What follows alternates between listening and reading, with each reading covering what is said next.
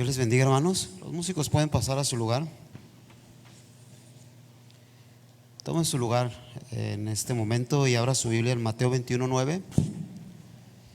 Bueno, le doy la bienvenida a cada uno de ustedes. Aquí habrá una persona nueva entre nosotros. ¿Quiere levantar su mano? Si hay una persona que viene por primera vez. Mire, aquí está una dama. ¿Alguien más? ¿Cuál es su nombre, perdón? Adela. ¿Cómo le decimos Adela? Habrá una hermana, un hermano que la quiera saludar y le dé la bienvenida a nuestra amiga Adela. Bienvenida a este lugar. Las puertas de esta iglesia están abiertas para usted, Adela, para cuando quiera acompañarnos. ¿Cómo le decimos a ella? Ya no hay nadie más que venga por primera vez. Todos.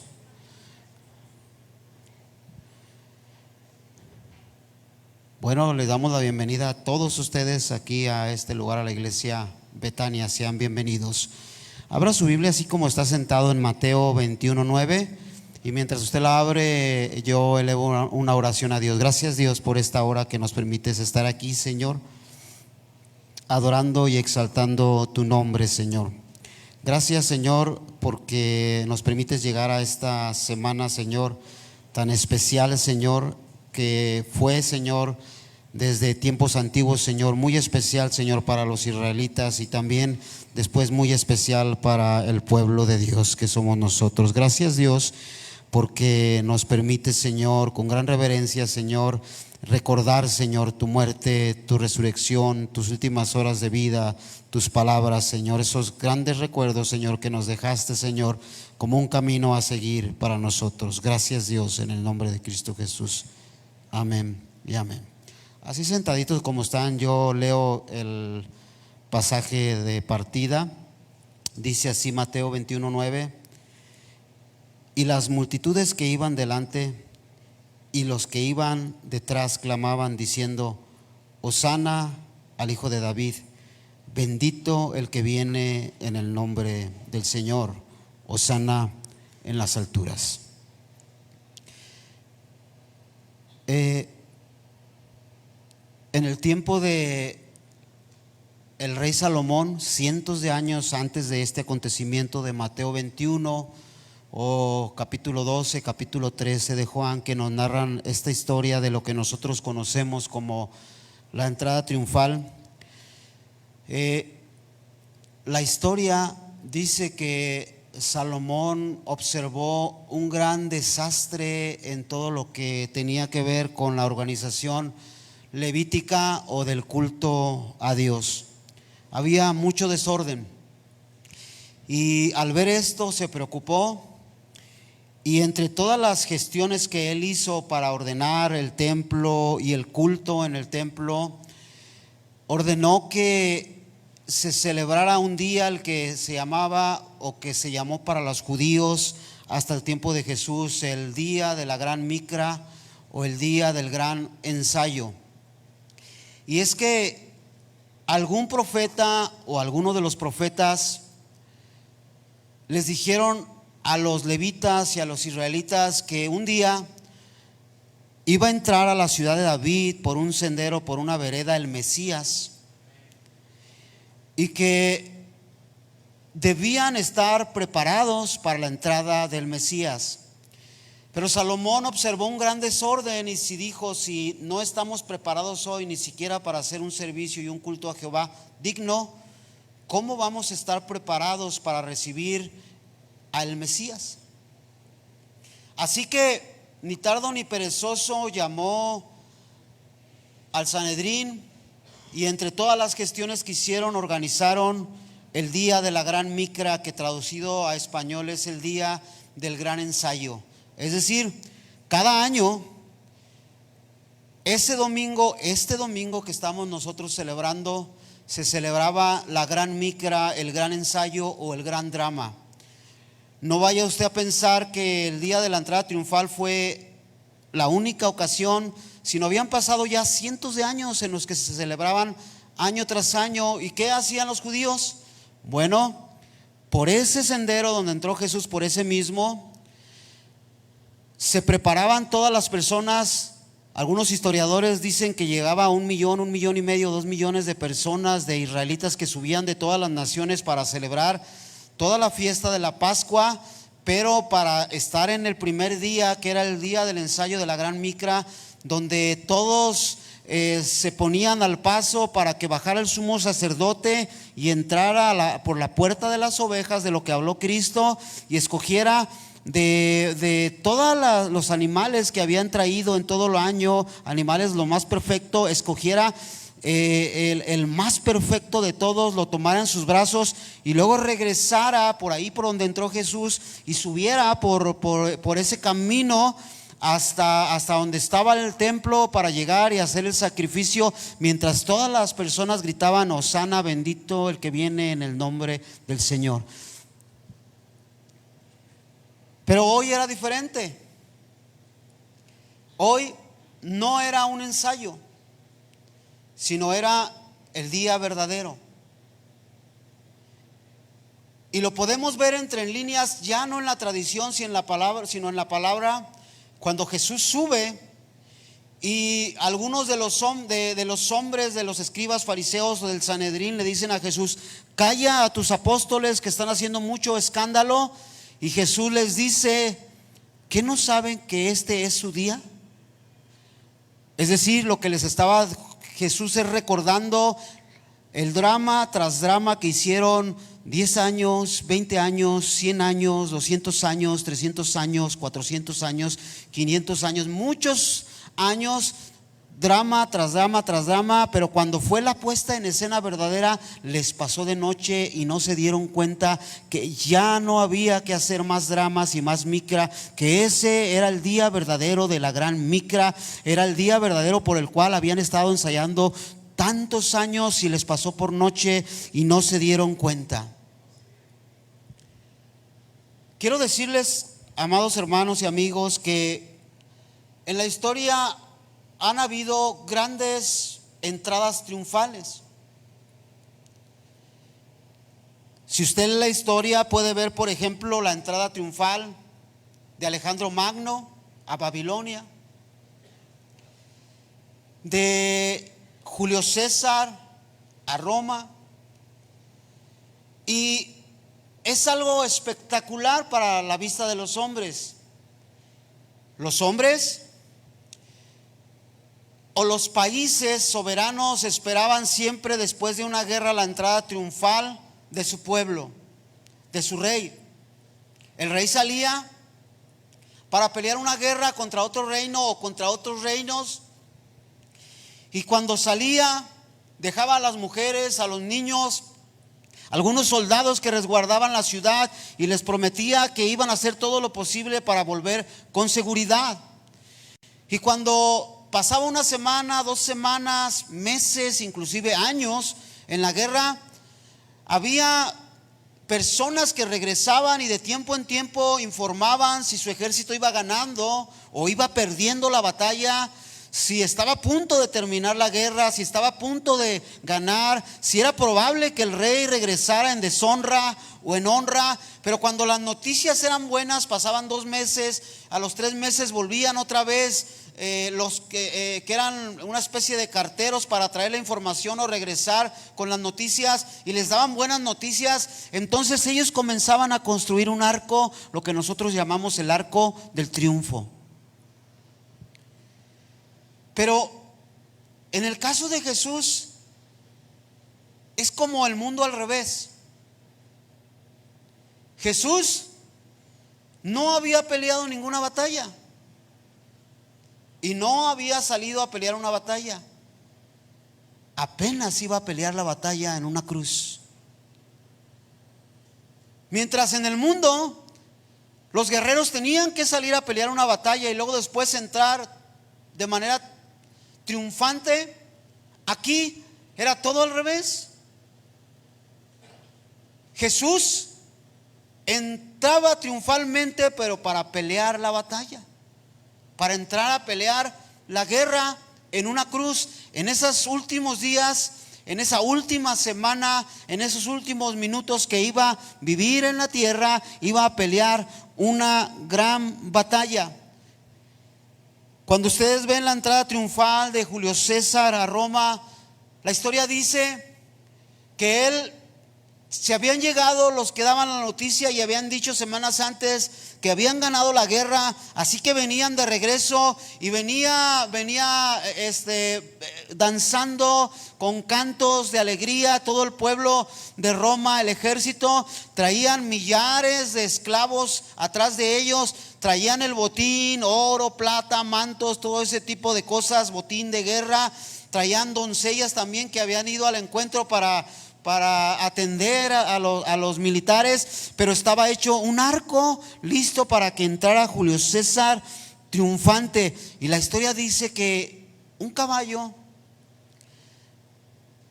con unas cuerdas llevaba un carro donde venía Julio César, un carro de 2 llantas, pero todo metálico forrado en oro. Y entonces cuando entró, las personas pusieron mantos a sus pies, pusieron palmas a sus pies, unos lloraban, otros gritaban, otros lo alababan a él mismo. Así fue la entrada triunfal de él. Pero con Jesús no vemos un corcel, vemos un asno. Y en la mañana se nos habló un poco acerca de esto. Pero déjeme decirle que el asno simboliza paz. Ya hay algunos reyes que hicieron esto, sobre todo de la casa de David, de utilizar el asno como símbolo de paz, porque ya sabe usted que cuando es bien trabajado un animalito de estos, es un animal noble, un animal de carga, no es un animal de guerra, es un animal torpe para ir a la guerra, por lo tanto no es diestro, no se puede llevar a la guerra. Así que el simbolismo de entrar a un lugar con un asno en la antigüedad era que ese rey, que ese príncipe no venía con una espada desenvainada, sino venía entrando en paz a ese lugar para traer paz. Es por eso que Jesucristo en algunas de sus ocasiones que hablaba dijo: mi paz os dejo, mi paz os doy, yo no os la doy como el mundo la da, porque el pueblo de Israel esperaba que entrara un corcel y no un asno. Pero pasadas unas horas después de este acontecimiento de la entrada triunfal, Jesucristo, cuando unos griegos se acercan para querer a ver al maestro, y es la señal que esperaba Jesucristo para subir a la cruz, es la señal que Dios le había dado, ver a unos griegos que nos representaban a todos nosotros, a los que no somos judíos, porque he aquí la muerte de Jesucristo fue para todos los confines de la tierra y para usted también, no solamente para los judíos. Así que se esperaba una comitiva de personas no judías para que pudiesen presenciar con sus ojos también ellos, no solo los israelitas, sino también ellos, la salvación en la cruz hecha por Dios mismo, enviando a su Hijo y su Hijo muriendo en esa cruz. De tal forma que cuando aquellos griegos llegaron, Jesucristo supo y dijo: la hora ha llegado. Y más adelante Jesucristo dice: ya no me veréis más hasta el día en que tengas que decir: bendito el que viene en el nombre del Señor. ¿Pero qué no había sucedido ya? ¿Qué no había pasado hace unas horas atrás? ¿Qué no le habían dicho: Hosana, bendito el que viene en el nombre de Jehová? ¿Por qué Jesús después de esto, horas después, muchas horas después, vuelve a repetir y decir: ya no me veréis más hasta el día en que tengas que decir: bendito el que viene en el nombre del Señor? Porque por lo menos encontramos 3 entradas triunfales en Jesús. 3 entradas triunfales. La primera es esta, sin contar su nacimiento. La primera es esta, la entrada triunfal. La segunda es la que narra el escritor a los hebreos, que dice que entró hasta el santuario. ¿Cuántos lo han leído? Levante su mano.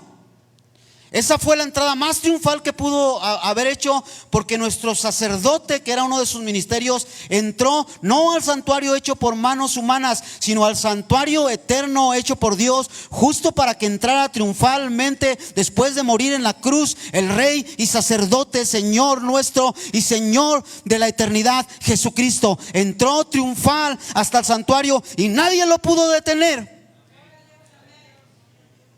Esa fue la segunda entrada triunfal.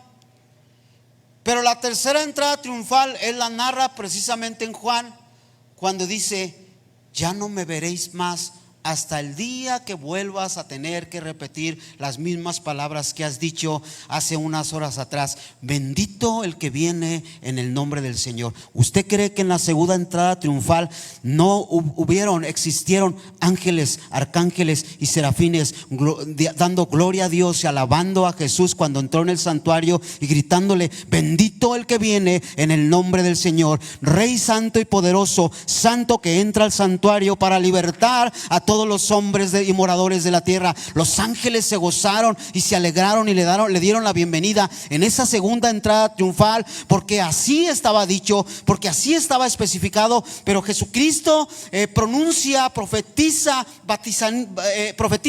otra entrada triunfal, y esta es la que estamos esperando nosotros en la segunda venida del Señor. Ahora ya no viene en un asno, ahora ya no viene en un asno en paz, ahora viene para juicio para las naciones, para todos aquellos que una vez lo vieron entrar con un asno y que vieron derramar la sangre del cordero en esa cruz. Por ellos también, por todos los pecadores, vieron esa sangre derramar en esa cruz. Pudieron tener a su mano la libertad de sus almas, pudieron obtener a su mano la salvación de sus vidas, pudieron tener en sus manos la emancipación de sus almas, pudieron tener en bandeja de plata la eternidad para todos, y no lo aceptaron. Ahora ya no viene en paz, ahora ya no viene tranquilo, ahora ya no viene en un asno. Ahora hay otra entrada triunfal, la tercera entrada triunfal, para traer juicio sobre las naciones. Y ahora viene en un corcel que trae en su muslo de su pierna el nombre, el Verbo de Dios.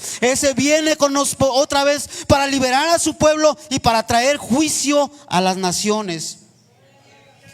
Por esta razón es que nosotros, los que creemos en Dios, Él se merece de nosotros la honra, la rendición, la entrega total, el reconocimiento, la alabanza, porque su victoria nos dio libertad a cada uno de nosotros. Eso es para nosotros poderle dar alabanza y adoración. Déjeme decirle, hermanos, que por lo menos en esta entrada triunfal que narra Juan, en Mateo 21:8 encontramos tres cosas ahí que quiero relatar brevemente. Se extendieron a sus pies mantos, pero no solo eso, los hombres fueron y corrieron y cortaron hojas de palmera, los dátiles. Quizás después podremos dar una explicación de lo que significa tan interesante los dátiles en Israel. Y pusieron las palmas ahí, pero también hubo gritos de júbilo y gritos de adoración a Jehová de los ejércitos por la entrada triunfal de Jesús. Lo primero, el manto, y no quiero tardarme mucho, simple y sencillamente significa honra y rendición. Los hebreos, al menos ellos, en este día de la gran micra, justo cuando iba a ser la entrada triunfal por la mañana, ellos traían, los que venían de viaje, en su equipaje un manto especial para esto. Y no era un manto común y corriente, era el mejor manto que podían tener en todo el año, que podían adquirir. Si lo quiere usted contextualizar a nuestros días, era la mejor ropa, el mejor saco de la mejor marca que pudo adquirir en ese último año, porque sabían que lo iban a poner a los pies de alguien que era un rey, de alguien que era imponente, de alguien que merecía la honra, que merecía la rendición. Y a Dios, hermanos, ellos sabían que a Dios se le tenía que ofrecer lo mejor. Y si hay una cultura que ha pensado en darle lo mejor a Dios, esa ha sido la israelita, el pueblo de Dios escogido, nosotros los lavados con la sangre. A veces somos tan miserables que no nos damos cuenta de lo importante que es Dios. Demeritamos inclusive la sangre de Cristo y venimos a dar a la iglesia de Dios lo que nos sobra, lo que ya no nos ocupa un espacio en nuestra casa, lo que nos estorba, en vez de dar las primicias, en vez de dar lo mejor a Dios. Déjeme decirle que en la cultura judía sabían darle lo mejor a Dios, sabían darle lo principal a Dios, le daban sus primicias, le daban todo lo que merecía Dios, lo mejor de la vida de ellos se lo daban a Dios. Y si no estaba Dios presente, si estaba el profeta, entonces al profeta ellos, si lo invitaban a su casa, le daban, si sacrificaban un animal, le daban la mejor parte, la más buena, la más sabrosa del animal. Si lo hospedaban, lo dejaban sabían que era un siervo de Dios, que venía de parte de Jehová. Por lo tanto, Jehová mismo lo estaba enviando, así que era un hombre partícipe de la obra del Señor de Jehová. Y si lo habían de hospedar en su casa, lo hospedaban en la mejor cama, en el mejor lugar, donde estuviera más cómodo. Así que cuando ellos llevaban estos mantos, su ropa que traían para cubrirse, ese día sacaban y se ponían el mejor, el más caro, el que tenía una pintura mejor, lo mejor que podían dar, lo llevaban ahí. Y una vez que pasó a Jesucristo, no se le dio estorbos, no se le dieron sobras, se le dio lo mejor, se le dio la honra, se le dio la rendición. Eso representa el manto, que a Dios en todos nuestros actos, sean materiales, sean espirituales, lo que hagamos para Dios y con Dios, debemos de darle lo mejor a Dios. Representación de nuestra honra a nuestro Creador, a nuestro Salvador, de rendición a Él. Nos rendimos al ponerlo a los pies de Jesús, símbolo de rendición ante Él, símbolo de reconocimiento ante tal majestuoso Señor Jesucristo, que estaba entrando triunfalmente ante el pueblo de Israel. Una entrega total delante del rey simboliza el manto. Pero ellos también no les bastó, sino aquellos que no traían nada, que eran pobres o que se avergonzaban por no poder dar lo que los demás podían dar.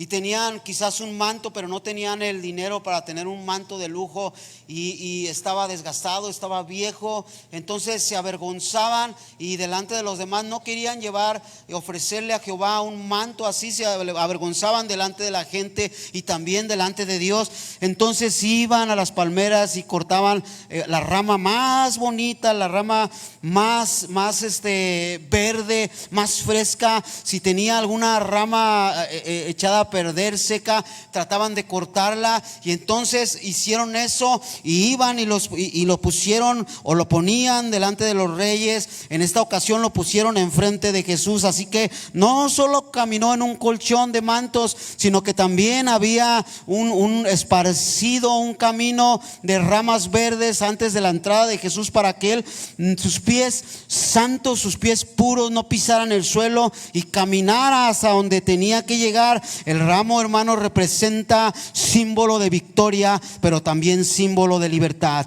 Dos cosas podía representar: símbolo de victoria. Déjeme decirle que estaban ellos sin saber, en ignorancia, diciendo que allá en la cruz, que allá arriba, ese que estaba entrando, caminando, iba a tener victoria sobre el opresor, sobre el acusador, victoria sobre aquel que quiere vengar nuestras vidas, que iba a tener victoria sobre todos aquellos que tenían un acta de decreto que nos era contraria, que dictaminaba y decía: por esto y por aquella causa, aquella merece morir. Y estaba escrito literalmente en lugares espirituales un acta de decreto de cada uno de ustedes. Créalo, cada uno de ustedes, ya se llame Pedro, se llame Esteban, se llame Ismael, se llame Rubén, se llame como se llame Marta, se llame como se llame la persona estaba escrito el nombre de cada uno de todos los hombres de la humanidad, de los que ya nacieron y murieron, de los que estamos vivos y de los que han de nacer.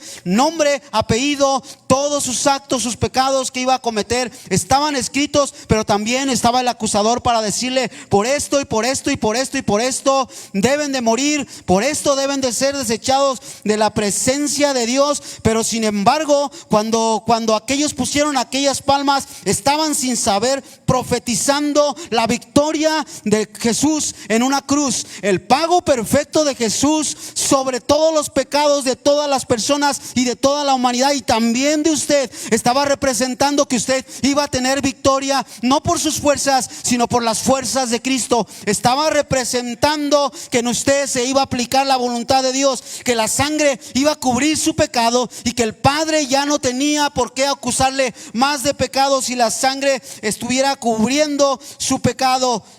Ramos o ramas, símbolos de victoria y símbolos de libertad. También reconociendo a su Mesías, el Señor y Salvador Jesucristo. Y por último, la alabanza y la adoración. Si con autoridad y sin pedirnos permiso Dios pudo pagar el precio de todos nuestros pecados y hacer lo que nadie podía, y si usted no lo cree, el apóstol Juan, al menos por un instante, Dios le borró todo de su memoria. Le quitó todo de su memoria. Quizás no se recordaba ni de su familia, no se acordaba ni de Jesús mismo, y le hizo tener una visión, un libro sellado. ¿Se acuerdan? Y digo que no se acordaba porque si hubiese acordado de Jesús no tendría por qué haber llorado. Pero al ser borrado todos de su mente, tenía algo que Dios le había puesto en su corazón. Sabía en el Espíritu que si esos sellos no son abiertos, entonces la redención del hombre no se iba a consumar. Y lloró porque no se acordaba de Jesús. Lloró, lamentó, porque miró y quiso recordar en toda la tierra un hombre digno de abrir los sellos, y no encontró a ninguno. Pero uno de los hombres que estaban ahí vino para recordarle a Jesús y le dijo: ya no llores más, porque aquí, o he aquí, el león de la tribu de Judá ha venido para abrir los sellos y que sean consumados todos los tiempos. Representación también del sacrificio perfecto que se tenía que hacer en la cruz. Perfecto, único, no más. Ya no tiene usted que hacer nada para llegar hasta la presencia de Dios. Ya fue pagado el precio para que usted entrara hasta la misma presencia de Dios. No tiene que dar un pago por sus pecados, ya los pagó Jesucristo en la cruz. No tiene que lamentar más por los pecados pasados. Tiene abogado para con el Padre, a Jesucristo el justo, y puede alabar a Dios. Es el momento de alabar a Dios en esta hora. Y entonces ellos no les quedó más que alabar y que adorar a Dios. Porque ¿qué pasaría con aquel hombre que debe mucho y mucho se le ha perdonado? No son capaces los hombres de aquel que se le perdona una deuda muy grande de millones y que no puede dormir, y que en la noche solo está dando vueltas en la cama y no tiene la capacidad de dormir, y en el día sucede lo mismo, quiere ir a la cama a dormir, pero sus problemas, su deuda, el cobrador que está ahí, que le está pidiendo que pague, le quita la paz de su corazón, le quita la paz de su alma. Y entonces viene aquel al que le debe y le dice: no te preocupes, te perdono. A partir de este momento ya no me debes nada, descansa. ¿No serían capaces los hombres hasta postrarse de rodillas frente a ese hombre? ¿Sí o no? ¿Cómo pues usted?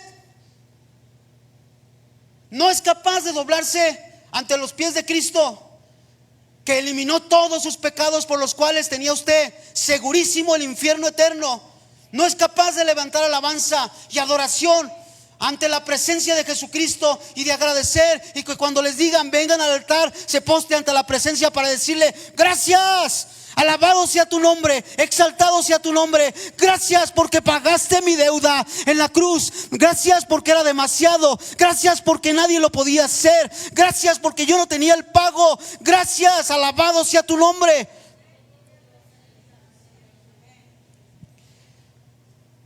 Una persona la cual reconoce a su Salvador, se postra ante su Salvador y adora y alaba. La alabanza que dieron aquellos hombres a Jesucristo no fue una alabanza común y corriente. Fue tan grande que, de esto estoy seguro, esos 400, 500 años, 600 años antes que ellos fingieron la entrada del Mesías en un drama llamado La Micra, no se puede igualar a la alabanza que se levantó en aquel día en la entrada triunfal, porque yo estoy seguro que ahí, aunque no lo dice la Biblia, también estaban ángeles, arcángeles y serafines dándole gloria a Dios por el ungido de Dios, el Hijo de Dios santo, poderoso, glorioso, que estaba entrando para emancipar a los hombres de su pecado, para liberar a los hombres de su maldad, para traer paz, para quitar la guerra, la sangre de entre los hombres, para darle paz al corazón. Gritaban con júbilo, gritaban con alegría, daban gloria a Dios de una manera sin igual que no se ha visto hasta que vuelva a venir, que todos los confines de la tierra, y como dice la Biblia, y todo ojo le verá. Entonces unos se lamentarán y llorarán y harán un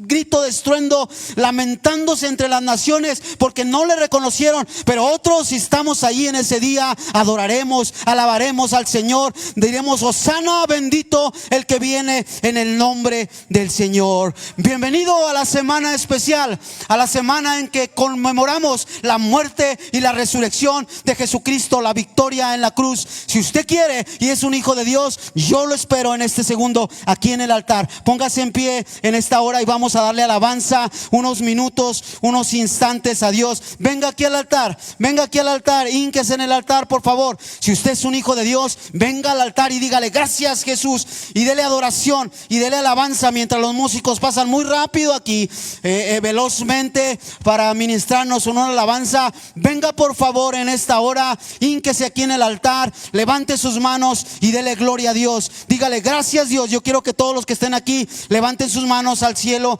a Dios, en símbolo de rendición, de alabanza y de adoración. Todos los que estén postrados, levanten sus manos a Dios, denle gloria a Dios en este momento. Comience a adorarle y dígale: gracias Dios, gracias por esta victoria, Dios, en la cruz, gracias por esa estrada triunfal. Dígaselo. Queremos escuchar que alabe al Señor, queremos escuchar. Él no está sordo, pero también no le lastima a sus oídos los gritos y la alabanza de Dios. Puede alabar a Dios en sus propias palabras, puede adorar a Dios. Levante sus manos allí donde está, levante sus manos y comience a adorar a Dios y dígale: gracias Dios, gracias por ese sacrificio, Señor, gracias por tu muerte en la cruz, por tu sangre derramada. Dígaselo, levante sus manos ahí.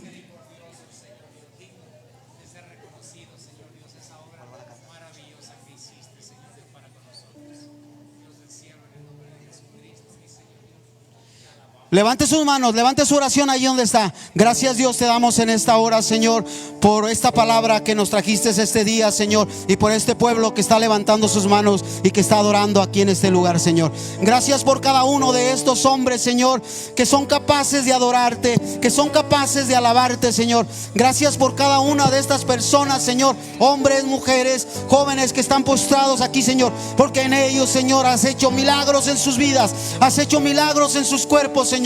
Has hecho milagros con sus hijos, has hecho milagros con sus familias, Señor.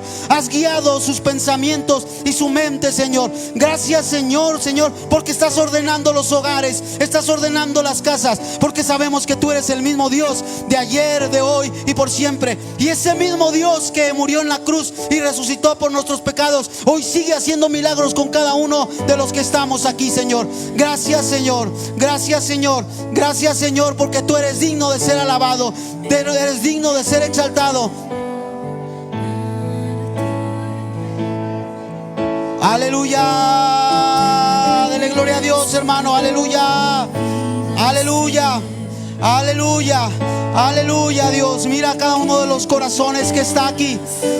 Mira cada uno de ellos que está queriendo exaltar tu nombre, Señor. Haz milagros, haz prodigios, Señor, en la vida de cada uno de ellos. Señor, sana las heridas, Señor. Sana las enfermedades, Señor. Pon tu mano de poder sobre cada uno de ellos, sobre sus hijos, sobre sus hijas, sobre las esposas, los esposos, Señor, sobre los hogares, Señor. Derrama tu sangre, Señor, todavía con aquellos que no te han conocido, Señor. Aleluya.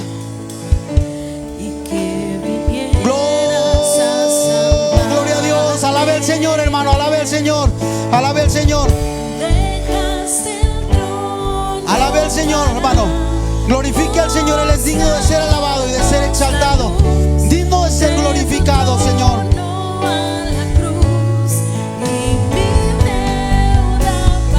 Oh, Dios está obrando en los corazones, en las almas.